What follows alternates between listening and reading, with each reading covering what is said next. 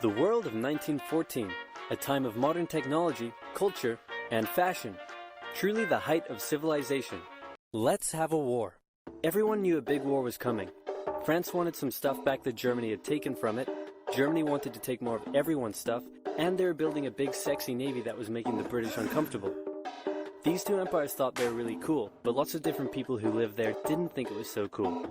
And some of them had even been declaring independence with help from Russia.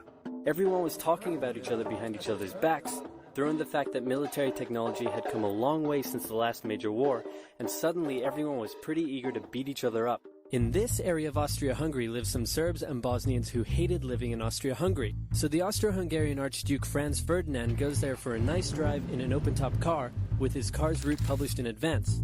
And that went just about as well as you'd expect. Some assassins were waiting for him along the way and threw bombs at his car, but they missed and blew up some officers behind him instead. So the Archduke goes into hiding, leaves Sarajevo, and the whole war never happens.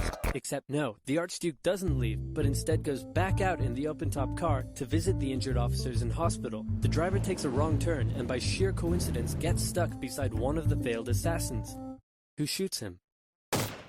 Austria-Hungary is understandably pissed about all this, and they think the Serbian government had something to do with it, which they might have. So they go to their ally Germany and say, "Hey Germany, we're going to declare war on Serbia," and Germany is all for that. So Austria-Hungary send a big list of impossible demands to Serbia, and when Serbia refuses, they declare war. Austria-Hungary and Germany are friends, and Serbia is protected by Russia, who's friends with France, so they'll declare war on each other. Montenegro joins in too. France and Britain also have a kind of alliance, so when France says, "Hey Britain, you got my back?" Britain is like, maybe. And then they decide to stay out of it, which is great for Germany because Germany has a plan. They know that Russia is so big and clumsy that it will take them a while to get ready for war.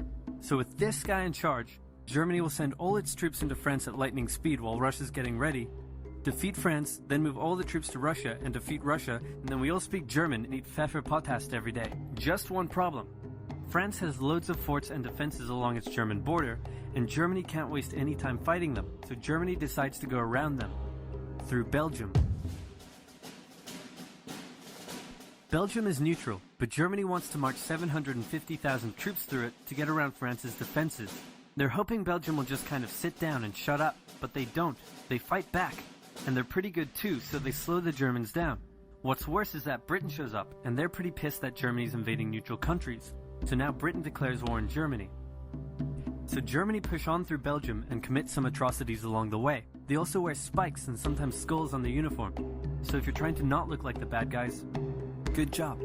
The Allies have a propaganda extravaganza, and this starts having an influence around the world, notably in America. The US President Woodrow Wilson sees himself as a bit of a Jesus figure, and spends most of the war trying to get everyone to just hug it out. But there's also a large population of ethnic Germans living in the United States, and when the war first broke out, they were like, "Yay, Germany!" But now that they're committing atrocities in Belgium, they're less enthusiastic. Let's play Spot the French Soldier. Did you see him? Easy, right? He's wearing a bright blue uniform with red trousers. And do you know who else spotted him easily too? The Germans. So when the French were slowly marching in columns through the countryside, the Germans easily tore them to shreds with their giant guns. All the nations involved in this war went in with an old-school war mentality, and all of them had to update their uniforms and tactics a lot during the Great War. Because this war was going to be like nothing anyone had ever seen before. Russia's ready for war, and way earlier than expected.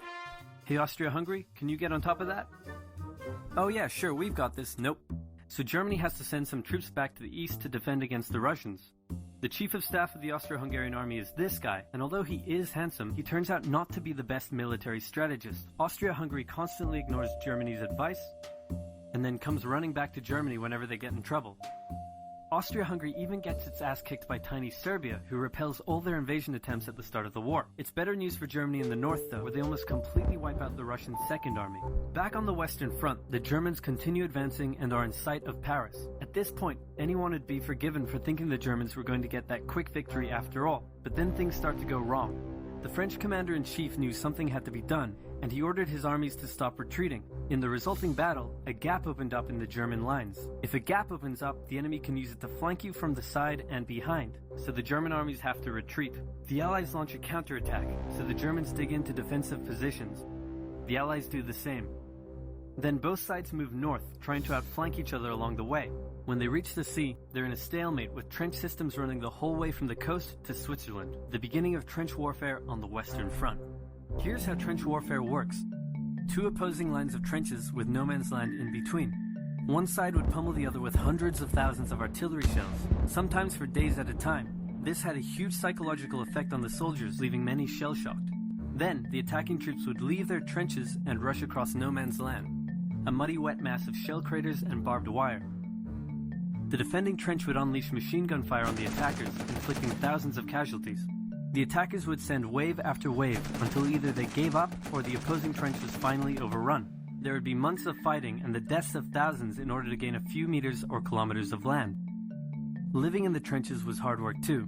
Corpses, mud that could swallow you whole, pools of poisonous water, rats, disease, the smell. It's insane that millions of soldiers put up with these conditions, and commanders ordered them to do so for years.